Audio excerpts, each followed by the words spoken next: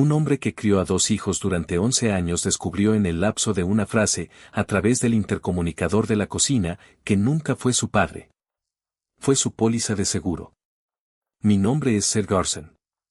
Tengo 58 años.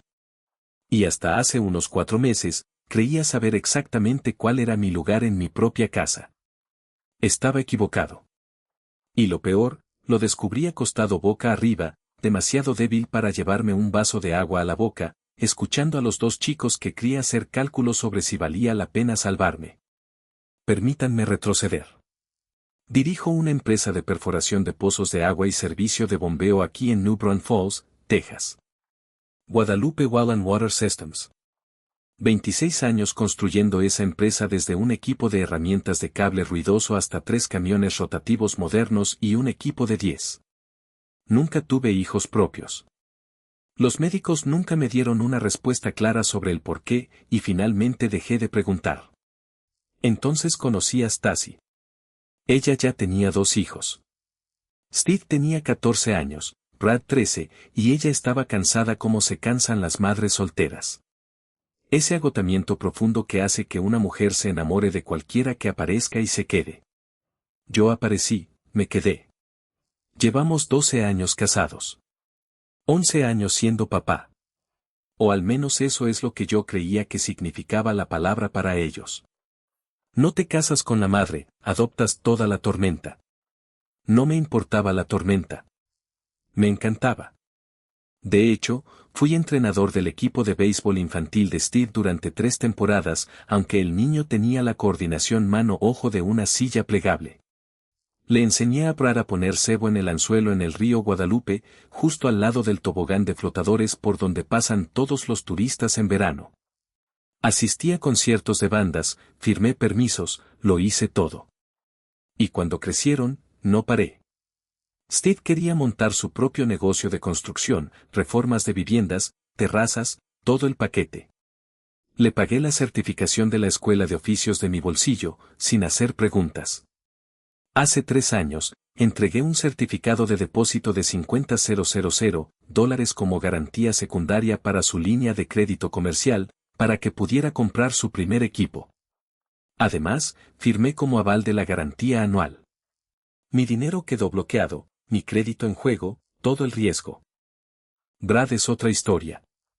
El chico tiene 25 años y todavía está descubriendo las cosas, lo que en el lenguaje de Brad significa que trabaja como jardinero 2 días a la semana y lo llama su profesión. Soy dueño de un dúplex en Lakeview, cerca del río Comal, y dejo que Brad viva en una de las unidades por $400 al mes. El precio de mercado allí ronda los $2,000. Me dije a mí mismo que le estaba dando espacio para respirar. Resulta que solo le estaba dando una razón para no irse nunca. Bienvenidos a la cruda venganza de papá. Pónganse cómodos. Esta historia los va a llevar a algún lugar. Denle al botón de me gusta y dejen un comentario abajo diciéndome desde dónde están viendo esto. Créanme, les va a encantar. Ahora, hay algo sobre mí que deben entender antes de que continuemos.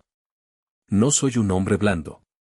26 años arrastrando pesadas tuberías de perforación a través de piedra caliza bajo el calor de agosto y luchando para sacar líneas de bombeo sumergidas de agujeros de 90 metros de profundidad le quitarían la blandura a cualquiera.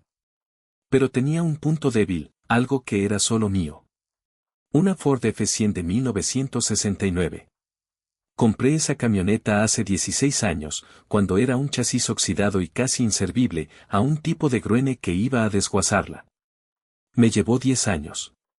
10 años trabajando noches y fines de semana en mi garaje para restaurarla.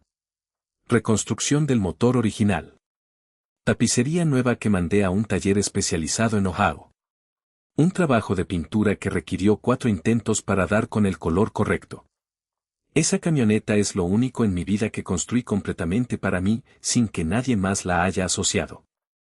Hay un coleccionista de autos aquí en el pueblo, un tipo llamado Mitch Lester. Hizo su dinero en tierras de rancho. Tiene más camionetas en su granero que la mayoría de los concesionarios.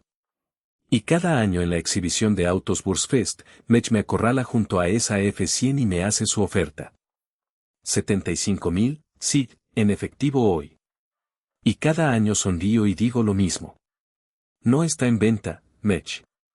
Esta se queda en mi garaje hasta que esté bajo tierra. Lo decía en serio. Lo decía en serio. Recuerdo una noche, esto fue hace quizás 2 años, antes de que todo esto sucediera. Estaba en el garaje pasando un trapo por el capó, ni siquiera limpiándolo realmente, solo tocándolo como se toca algo que se ama. Steve entró con un rollo de planos bajo el brazo. La primera gran licitación comercial que su empresa había conseguido. Estaba prácticamente temblando. Mira esto, sí, dijo, y extendió los planos en mi banco de trabajo. Un proyecto de remodelación de 6 unidades. Este es el que nos saca del sector residencial para siempre. Miré esos planos durante un buen rato. Luego lo miré. Construiste esto de la nada, le dije. Estoy orgulloso de ti, hijo. Sonrió con esa misma sonrisa desdentada que tenía a los 14 años y me dio una palmada en el hombro. No lo habría hecho sin ti, papá. En serio, papá. No, Sid. No, padrastro. Papá.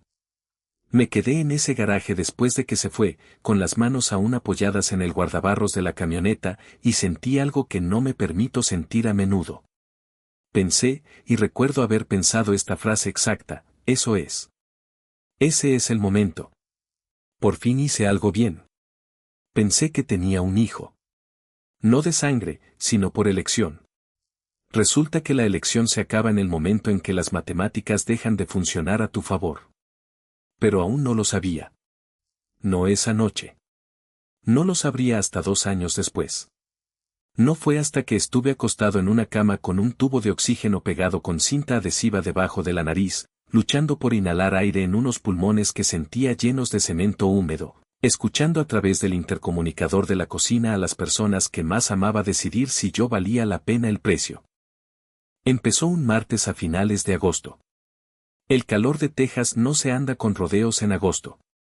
Ese calor que te oprime el pecho como una mano. Estaba en una obra cerca de la Loop 337, forcejeando con una bomba sumergible de 27 kilos para colocarla en la tubería de un pozo.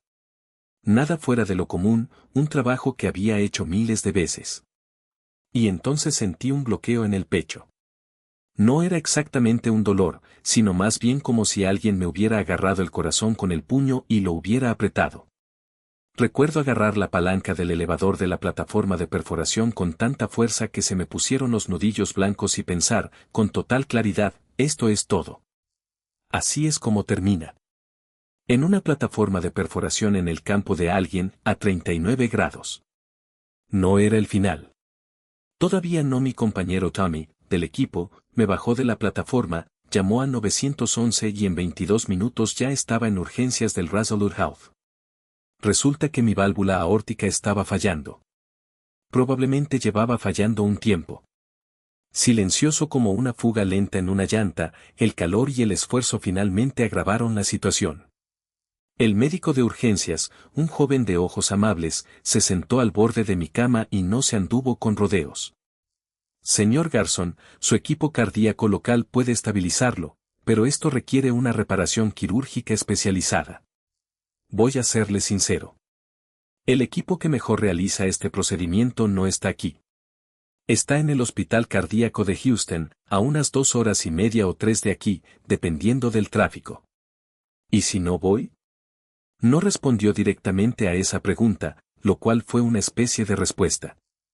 Stacy estuvo en la habitación todo el tiempo, apretándome las manos con tanta fuerza que me dolía. Y cuando el médico salió, ella se inclinó sobre la barandilla de la cama, con los ojos humedecidos, y dijo las palabras que necesitaba oír. Vamos a hacerlo, Sid. Cueste lo que cueste, no me importa. Le creí. Le creí de verdad cada palabra. El equipo de Houston me llamó 2 días después, una vez que mis médicos locales enviaron las imágenes. Una mujer llamada doctora Álvarez, con voz tranquila y sin rodeos, dijo, «Señor Garson, podemos realizar este procedimiento. Nuestra tasa de éxito para pacientes en su condición específica ronda el 85%. Pero necesito ser directa con usted sobre el aspecto financiero. Debido al plazo y a que no está dentro de la red de mi seguro, necesitamos un depósito de $70,000 en un plazo de 72 horas para reservar su cita con el equipo quirúrgico. Después de ese plazo, la fecha más temprana disponible sería dentro de 6 semanas. 6 semanas. Mi cardiólogo de mi ciudad natal ya me había dicho, en voz baja, que 6 semanas podrían ser demasiado optimistas para el tiempo que le quedaba a mi corazón con este ritmo de deterioro.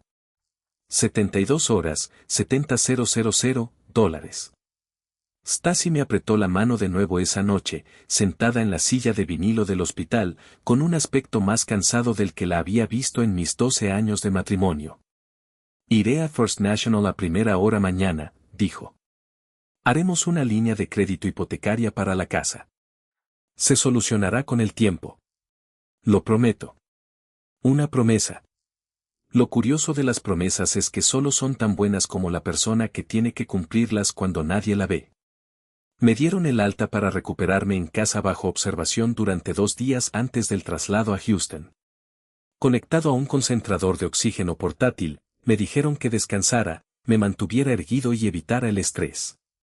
Stacy me instaló en nuestro dormitorio de arriba, la misma habitación en la que habíamos dormido juntos durante 12 años, con la máquina zumbando junto a la cama y un intercomunicador tipo monitor de bebé en la mesita de noche que se conectaba al altavoz de la cocina para que pudiera pedir cualquier cosa sin tener que gritar 2 pisos más abajo. Esa primera noche en casa, estaba débil, más débil de lo que esperaba. Tenía la garganta reseca, seca por la línea de oxígeno, seca por 2 días de aire de hospital. Agua. Solo necesitaba agua. Podía oír voces que subían débilmente desde abajo. Stacy, Steve, Brad, los 3 cenando juntos en la cocina. Un murmullo bajo de ruido familiar que solía ser el mejor sonido del mundo. Extendí la mano hacia la mesita de noche, pulsé el interruptor. La lucecita roja parpadeó, audio en vivo en ambos sentidos en el instante en que mantuvieras pulsado el botón de hablar. Solo pide agua, Sid. Fácil. Te la traerá enseguida. Mi dedo se cernía sobre el botón. Y fue entonces cuando oí la voz de Steve clara como el agua, más aguda de lo que jamás le había oído hablar de mí. Mamá, no puedes usar el capital de la casa para esto. Me quedé paralizada. El dedo seguía suspendido, sin pulsar aún. Sid tiene casi 60 años, continuó Steve. Y pude oír el tintineo de un tenedor contra un plato, casual, como si estuviera hablando del pronóstico del tiempo. ¿Y si no lo consigue? Te quedarás en la ruina con la casa hipotecada de nuevo, y Brad y yo tendremos que mantenerte el resto de tu vida. Mi mano se retiró del botón por sí sola. Un instinto más antiguo que el pensamiento. No lo pulses. Escucha. La voz de Brad entró después, con ese tono perezoso que siempre ha tenido, como si nada en el mundo le exigiera prisa. Steve tiene razón. Es duro, pero son matemáticas. Mamá, $70,000 en una posibilidad remota. Sid tuvo una buena racha. No querría que te arruinaras por una apuesta tan remota. Me quedé sentada en esa cama, el tubo de oxígeno silbando suavemente contra mi mejilla, la mano congelada a 1 centímetro de un botón que les habría permitido oírme, les habría hecho saber que estaba escuchando, les habría permitido parar. No lo pulsé. Todavía no. Veamos hasta dónde llega esto. Abajo, la cena transcurría como cualquier otro martes. Como si yo no estuviera arriba muriéndome de sed. Un piso más arriba, las 3 personas debatían en voz alta si valía la pena pagar la factura por mantenerme con vida.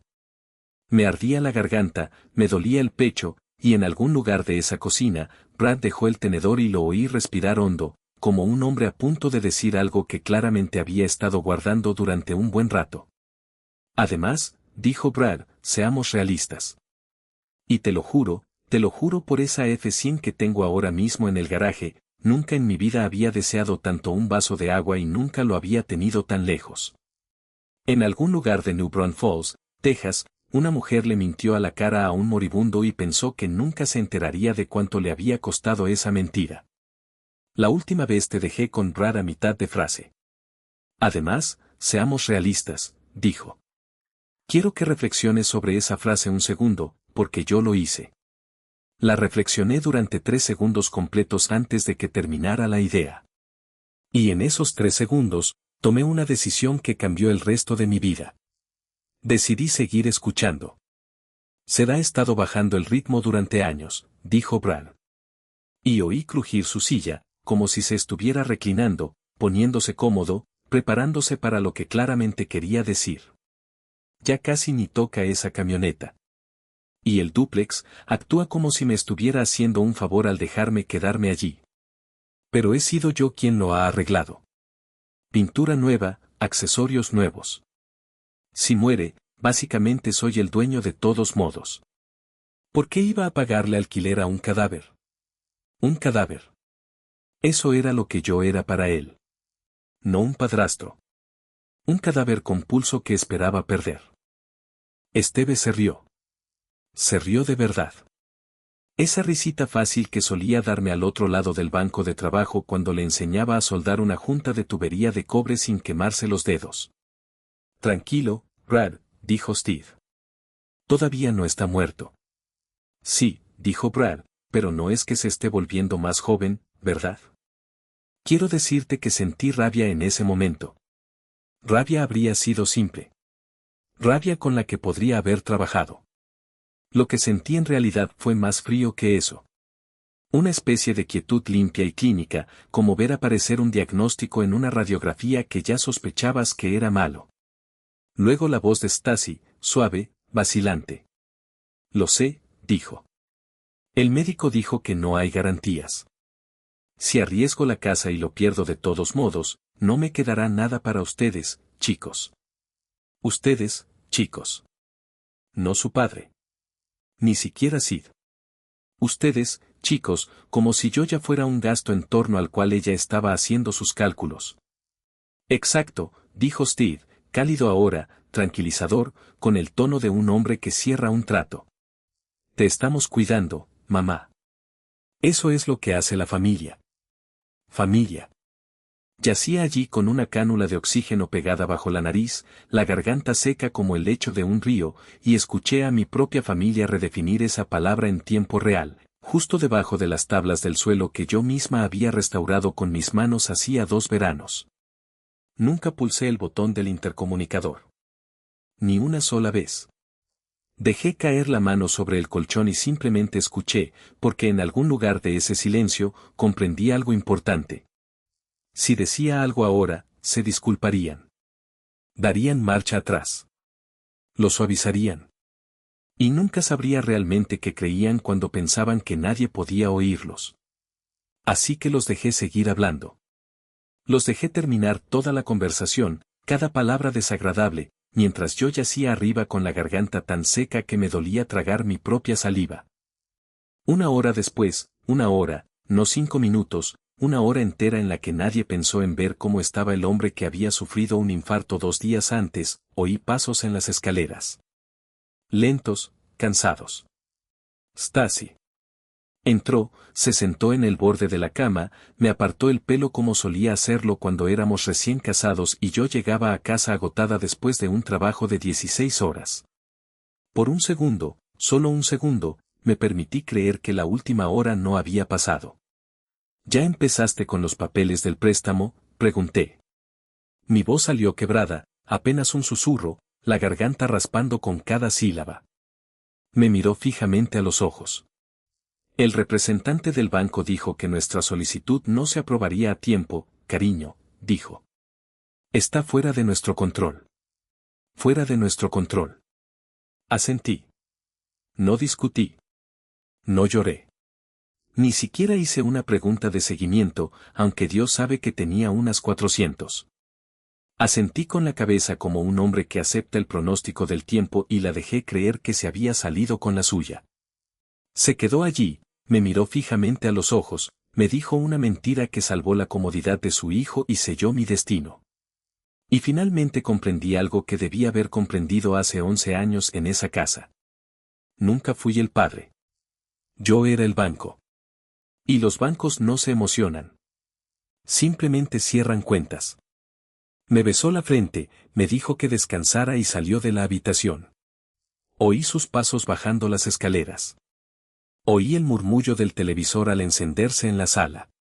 Oí los sonidos habituales de una tarde cualquiera en una casa donde un hombre de arriba acababa de ser sentenciado silenciosamente a un posible final.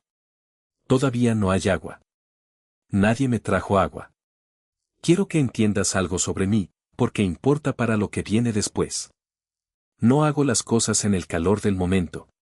26 años manejando plataformas de perforación pesadas y bombas de pozo de alto voltaje te enseñan que el hombre que entra en pánico es el hombre que mata a alguien. Esperas, evalúas, actúas una sola vez, con decisión, cuando estás seguro.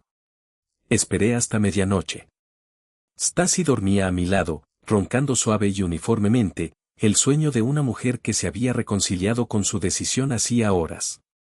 La casa estaba a oscuras, salvo por la luz nocturna del pasillo que Brad había instalado años atrás porque, aunque parezca mentira, le tenía miedo a la oscuridad de niño.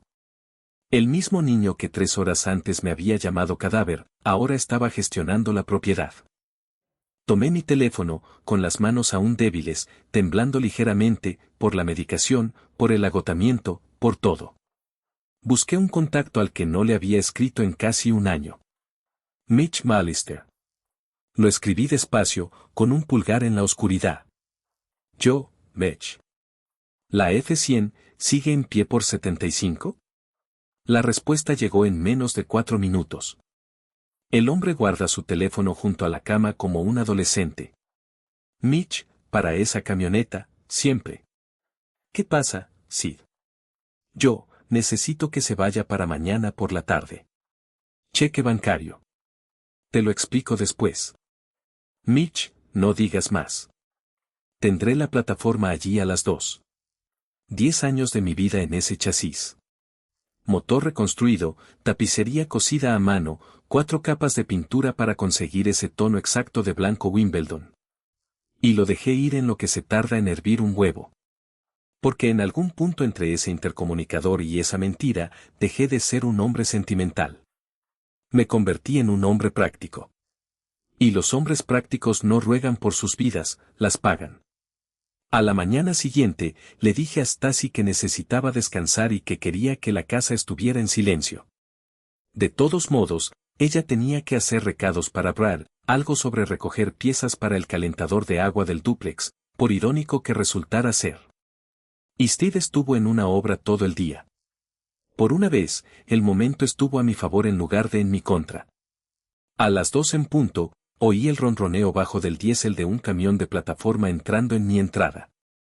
Estaba sentado en el porche delantero en una silla plegable, con el tanque de oxígeno a mi lado, mirando con los ojos que sentía más pesados de lo que deberían a mis 58 años. Mitch salió primero. Un hombre grande, con bigote plateado, un apretón de manos de ranchero que podía aplastar una nuez. Me miró, pálido, con un tubo delgado que corría bajo mi nariz, moviéndose lentamente, y su sonrisa fácil se desvaneció un poco. Sid, ¿qué te pasó? No supe qué responder. No te ves bien, amigo. ¿Estás seguro de esto?, preguntó en voz baja, solo entre nosotros. Estoy seguro, Mitch, dije.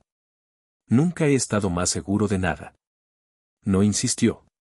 Mitch es de la vieja escuela de Hill Country, el tipo de hombre que entiende que a veces un trato no se trata realmente de la camioneta. Sus hombres retrocedieron la plataforma por mi entrada, con cuidado, despacio, como si estuvieran manejando algo vivo. Los vi subir mi F100 a esas rampas de acero. 16 años de mi vida, 10 de ellos los pasé inclinados sobre ese compartimento del motor los fines de semana mientras todos los demás en la casa veían la televisión. Y sentí algo que no esperaba sentir. No dolor. Claridad. Frío, cristalino. Mitch se acercó, me entregó un cheque de caja certificado por $72,000, $2,000 más de su oferta habitual, que nunca pedí y jamás olvidaré. Lo dobló en mi mano y me agarró del hombro. Mejórate, sí, dijo. Esa camioneta te estará esperando en mi granero si alguna vez quieres recuperarla. No lo haré, pero fue un gesto amable. Vi cómo la plataforma salía de mi entrada y desaparecía por Lakeview hacia la autopista, mi camioneta atada como carga en lugar de lo único que había construido exclusivamente para mí. 10 años. 10 años de mi vida en ese chasis, y lo dejé ir en 10 segundos, porque comprendí algo mientras yacía en esa plataforma. Si iba a morir sabiendo que había pagado por mi propia vida. No iba a rogar por ella. Y si vivía, bueno, esa era una conversación completamente diferente, una que pretendía tener en mis propios términos. Houston tardó menos en explicarse que en vivirse. Stacy me llevó temprano a la mañana siguiente, dentro del plazo de 72 horas del doctor Álvarez. El viaje de 2 horas y media por la primera 10 se me hizo tan largo como suena cuando no está seguro de poder regresar. Pero me registré en el hospital cardíaco con un cheque de caja en mi carpeta. Le dije a la mujer de admisión que yo mismo había gestionado el depósito. No di más explicaciones. No era asunto suyo. El procedimiento salió bastante bien. El doctor Álvarez salió después, le dijo a Stacy que la reparación se veía bien, que mis resultados eran mejores de lo esperado. Un 85% de éxito, y yo estuve en el lado correcto de esas probabilidades. No necesito contarles cómo fue la sala de recuperación, los tubos, los monitores que pitaban. Esa no es la historia. La historia es lo que pasó después de que volví a casa. Porque volví a casa siendo un hombre diferente. No roto, no débil. Transformado es la palabra que me viene a la mente constantemente. Y lo digo en sentido figurado, no poético.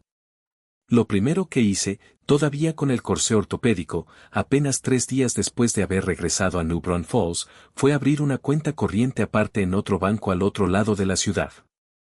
Redirigí mis depósitos de sueldo allí en lugar de a nuestra cuenta conjunta. No le dije nada a nadie.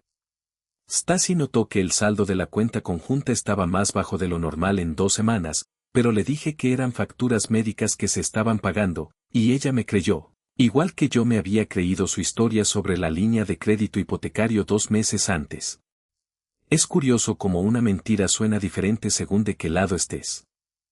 Quiero compartir con ustedes algunos pequeños momentos de esas semanas, porque importan más que los grandes. Las grandes traiciones son fáciles de detectar. Son las pequeñas las que te dicen la verdad. Una noche, aún recuperándome, aún avanzando lentamente, le pedí a Stacy que me ayudara a ajustar la dosis de mi medicamento nocturno. Algo sencillo. Necesitaba que leyera el frasco ya que mis ojos aún se estaban adaptando a una nueva receta. Ella estaba en el sofá, con el teléfono en la mano. En un minuto, dijo, mientras seguía deslizando el dedo. Esteve le envió un mensaje de texto sobre el alquiler de una camioneta para una obra. Ella le respondió antes de levantarse para ayudarme. Unos días después, Brad pasó por casa, no vino a ver cómo me estaba recuperando, pasó de largo junto a mí en el sofá, fue directo al garaje, tomó una llave de tubo de mi tablero perforado sin preguntar, y al salir, se quejó de que el aire acondicionado del dúplex, mi dúplex, estaba soplando aire caliente de nuevo, y que necesitaba que alguien viniera pronto. Ni una sola vez preguntó cómo había ido la cirugía. Luego la llamada telefónica. Estaba descansando en la sala, con la puerta entreabierta, y oí a Stacy hablando por teléfono con su hermana en Austin, con la voz radiante de alivio. Está mejor de lo esperado, dijo. Los médicos se sorprendieron. Sinceramente, creo que nos salvamos por los pelos. Lo decía en sentido médico. Yo oí algo completamente distinto. Oí que casi habíamos malgastado $70,000 en ti. Me senté en la sala, con las manos entrelazadas en el regazo, y calculé las consecuencias para mi propia familia con la misma frialdad con la que Steve me las había calculado a mí por el intercomunicador.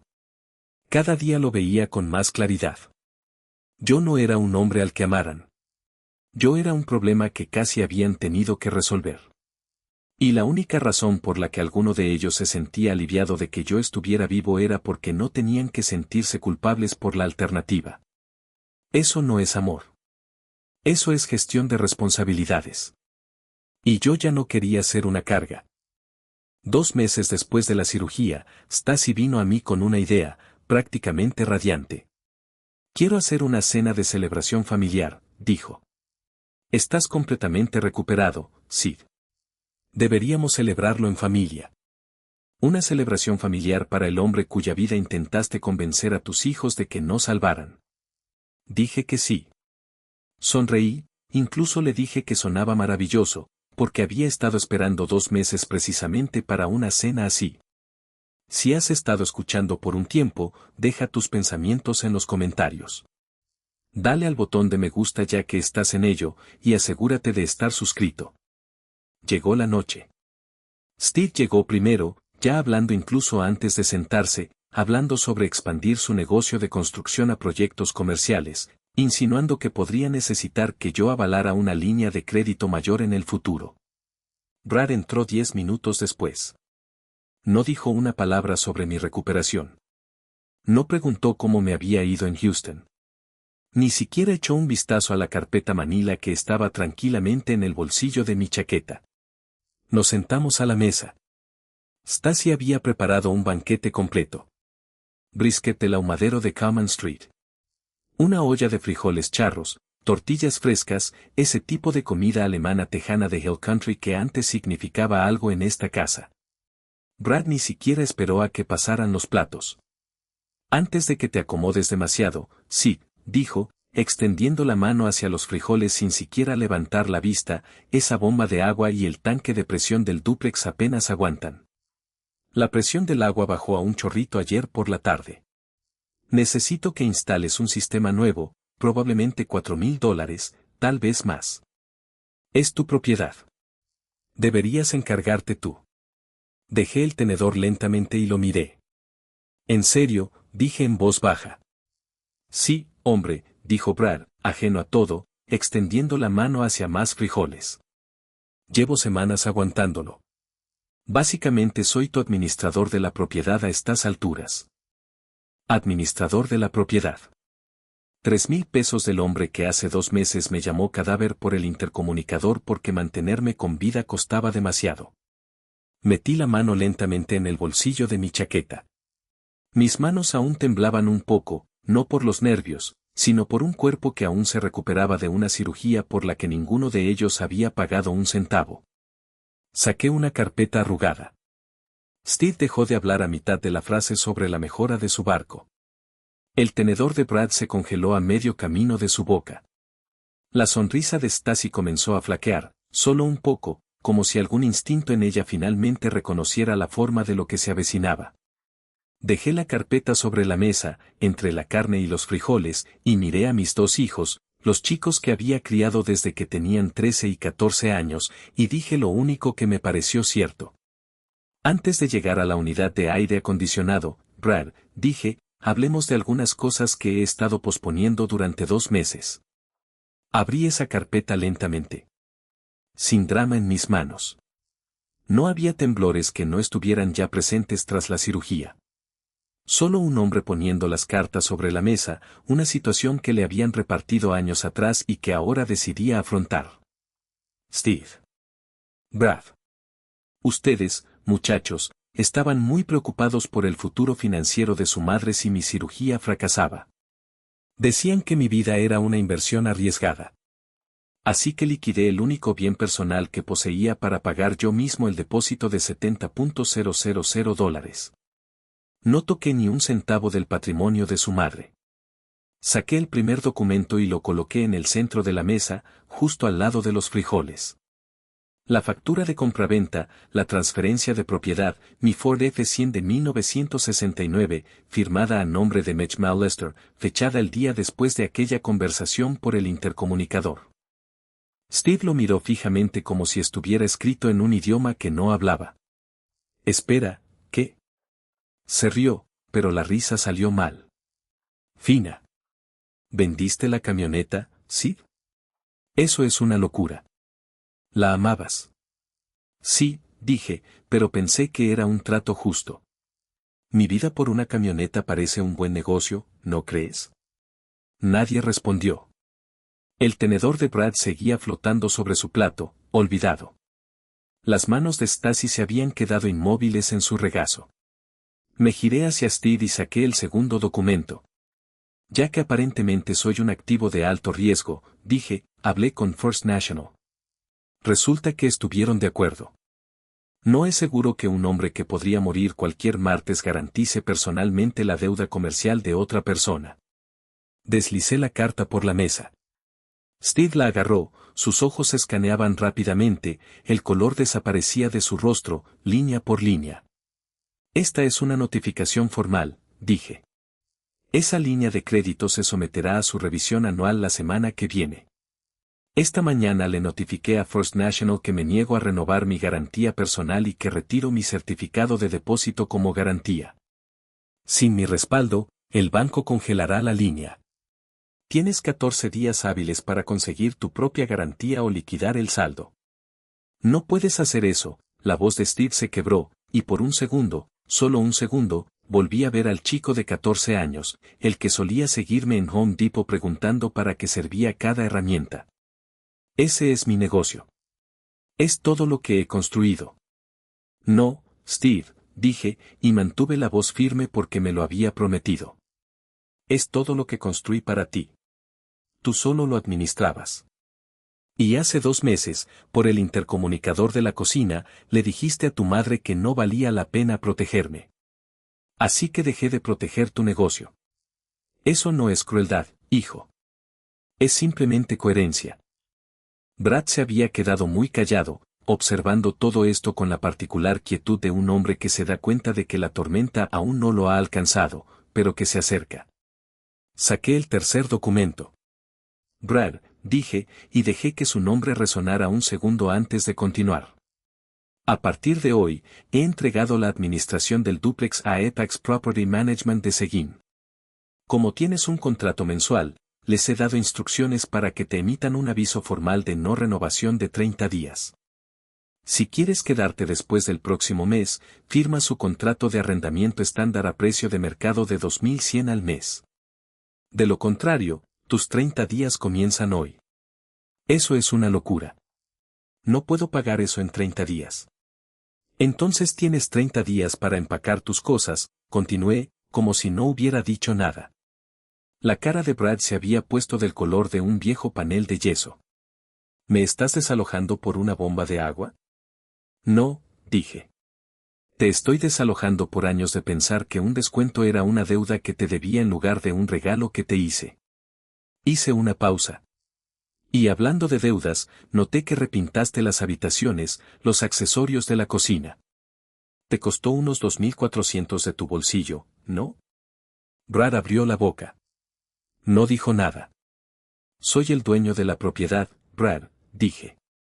Veo cada factura que toca ese lugar. Nunca dije nada porque pensé que estabas tratando de que se sintiera como en casa. Dejé que eso resonara medio segundo. Resulta que solo estabas tratando de que se sintiera como tuyo. Restaré los 2.400 de tu saldo final. De nada. Quiero que entiendas, no levanté la voz ni una sola vez en todo esto. Ni una sola vez. 26 años de duro trabajo en el oficio le enseñan a un hombre que la persona que más grita en la sala generalmente pierde la discusión. Esperé 2 meses para esta cena en particular. No iba a arruinarla gritando. Steve fue el primero en estallar. La silla se arrastró hacia atrás con tanta fuerza que casi se volcó, con la cara roja como la salsa de la carne. Esto es una locura, dijo. Somos familia. No puedes destruirnos así como así por una conversación que ni siquiera debías haber escuchado. Lo miré fijamente durante un largo rato. Lo oí todo, Steve, dije en voz baja, incluso. Te oí calcular mi muerte como si fuera una mala inversión. Te oí decir que mi vida era un tal vez. Y oí a tu madre estar de acuerdo contigo. Sí, no lo entiendes. Estaba aterrorizada, espetó Stacy, con las manos temblando mientras se aferraba al borde de la mesa. Entré en pánico. Los chicos me susurraban al oído. Los médicos daban cifras. Y yo intentaba proteger a todos. No, dije, y algo en mi tono hizo que su voz se cortara a mitad de la respiración. No me insultes disfrazando una mentira de protección. Dejaste clara tu postura hace 2 meses. Simplemente no tuviste el valor de decírmelo a la cara. Lo dijiste por el intercomunicador, y luego me mentiste una hora después mientras yo seguía esperando ese vaso de agua que nunca me dieron. Brad golpeó la mesa con la palma de la mano, haciendo temblar los frijoles. Nunca fuiste nuestro verdadero padre, gritó. Acabas de casarte con nuestra madre.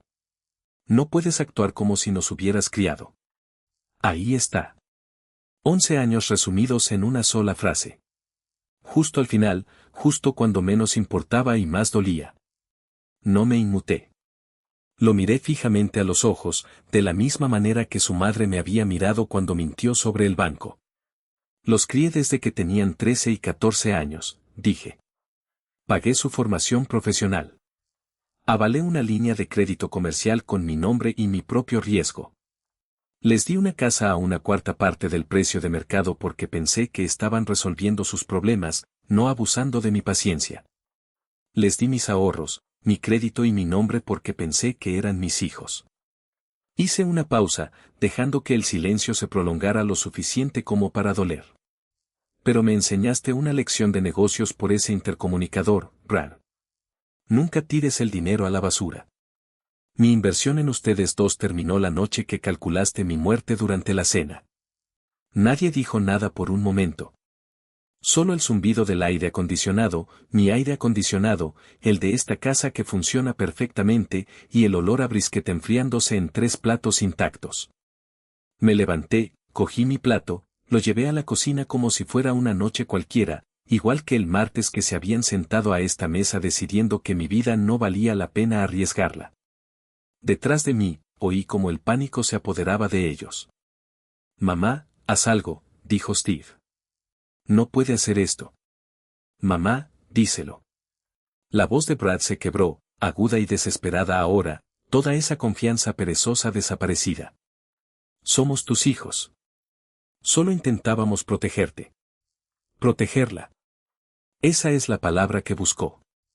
No protegerme a mí. Ni una sola vez en 2 meses ninguno de los dos usó esa palabra para referirse a mí. Stacy se echó a llorar en la mesa, como siempre, con las manos sobre la cara y los hombros temblando. Me quedé en el umbral de la cocina y la observé un momento. 12 años de matrimonio ahí, delante de mí, desvaneciéndose en un charco de rímel y arrepentimiento. Sí, por favor, dijo. Por favor, recapacita. Tienen miedo. Yo tengo miedo. No fue nuestra intención. Me mentiste mientras yo estaba en la cama pidiendo una oportunidad para vivir, dije. Elegiste su comodidad por encima de mi vida. Pagaré la luz. Guardaré comida en esta nevera porque hice una promesa en la iglesia hace 11 años y pienso cumplirla. Dejé que mis palabras calaran hondo. Pero en cuanto al matrimonio, perdiste a tu marido en esa habitación la noche que me dijiste que el banco nos había rechazado. Simplemente aún no lo sabías. Steve y Brad se fueron en menos de una hora. No se despidieron. Steve salió disparado de la entrada en su camioneta tan rápido que la grava salpicó el macizo de flores que Stacy planta cada primavera. Brad caminó hacia su auto más despacio, aturdido, como un hombre que creyó sinceramente hasta el postre que esta cena iba a terminar con él recibiendo una nueva bomba de agua en lugar de un aviso de 30 días. Enfrentando la ruina financiera inmediata, ambos, y por primera vez en 11 años, esa ruina no tenía nada que ver con que yo cubriera la diferencia. Stacy se sentó sola en esa mesa durante un largo rato. Lo sé porque podía verla desde el pasillo, sentada frente a un brisket frío y 3 avisos legales fotocopiados, mirando al vacío, comprendiendo finalmente que tratar de proteger la comodidad de su hijo le había costado hasta la última gota de confianza y amor que solía haber en esta casa. Subí las escaleras, no a nuestro dormitorio, el que todavía tenía el intercomunicador en la mesita de noche, el mismo pequeño altavoz que me había permitido escuchar exactamente quién era realmente mi familia. Fui al dormitorio de invitados en su lugar. Bajé mi maleta del estante del armario. Empaqué despacio, con método, como hago todo ahora. Hice la cama con sábanas limpias. Doblé las esquinas como solía hacerlo en las camas de hospital, cuando visitaba a pacientes enfermos en mis 20, antes de tener mi propio negocio. Limpio, preciso, definitivo. Stacy me encontró allí un par de horas después. Estaba parada en la puerta. ¿Qué haces?, preguntó. Ya no voy a dormir en esa habitación, dije, sin levantar la vista de la maleta. No puedo mirar ese techo y recordar lo que oí mientras luchaba por respirar debajo de él. Sí, por favor. Tomaste una decisión, Stacy, dije. No te estoy castigando. Solo estoy ajustando mis expectativas. Querías proteger tu inversión hace 2 meses. Ahora estoy protegiendo la mía. De ahora en adelante, esto es un acuerdo comercial. Techo, facturas, comida, nada más. No grité. No lloré. Cerré la maleta, la dejé junto al armario y le cerré la puerta antes de que pudiera decir nada más. Ha pasado poco más de 1 mes desde esa cena. El negocio de Steve sigue en pie, a duras penas. Encontró un prestamista privado dispuesto a cubrir parte de la garantía a una tasa de interés que le llevará años pagar. La última vez que supe de él, vendió el barco del que tanto presumía haber comprado. Me llamó una vez, me dejó un mensaje de voz preguntando si podíamos hablar de hombre a hombre. No le he devuelto la llamada. Quizás lo haga algún día. Quizás no. Brad se mudó del dúplex el día 29, un día antes de que expirara su aviso de 30 días, a un apartamento de una habitación cerca de la 46 que le cuesta más que el precio de mercado que le había cotizado, con compañeros de piso que encontró en una aplicación. La última vez que supe de un vecino, ahora está haciendo turnos en una empresa de jardinería a tiempo completo. El primer trabajo a tiempo completo que ha tenido. Es curioso lo rápido que un hombre encuentra motivación una vez que se le quita la red de seguridad. Stacy y yo seguimos viviendo en la misma casa. Cenamos en la misma mesa, casi todas las noches, casi siempre en silencio. Ella lava la ropa. Yo pago las facturas. Algunas mañanas la pillo mirándome como si estuviera tratando de encontrar al hombre que solía tenderle la mano al otro lado de esa misma mesa. Y algunas mañanas la dejo mirándome un instante de más antes de levantarme y prepararme el café. Todavía no he decidido si aún queda algo de marido en mí para ella. Quizás sí, quizás no. Esa es otra conversación para otro día, y no tengo prisa por tenerla. El garaje está vacío ahora. No hay F100 bajo una lona. No hay 10 años de sábados por la mañana con una llave inglesa en la mano. Algunas noches sigo yendo allí, enciendo la luz y me quedo parado en el espacio vacío donde solía estar esa camioneta. No me arrepiento de haberla vendido, ni por un segundo. Pero no voy a fingir que el silencio en ese garaje no pesa algunas noches. Dicen que el perdón es la marca de un hombre fuerte. Tal vez sea cierto. Lo he oído decir a predicadores, lo he leído bordado en almohadas, he visto suficientes sermones dominicales como para saber que se supone que es la respuesta.